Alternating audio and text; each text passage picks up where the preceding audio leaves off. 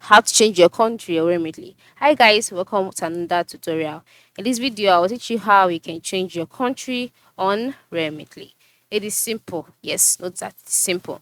Now, whenever you create a Remitly account and you log in automatically, the default country that will be given to you, beside the fact of it, because your location will be identified, all right, and then you will see the country be displayed there. But besides that, another country that is usually being displayed is the United States. This is because whenever you're sending money, and you send it most times. Remitly is a US based site, so most times you're always sending money as in the USD currency.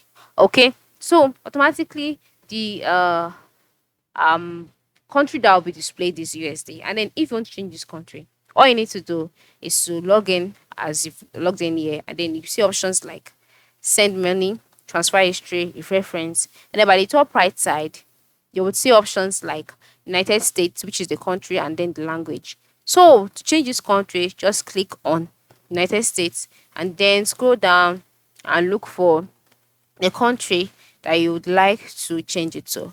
So for me, I'll be selecting Canada.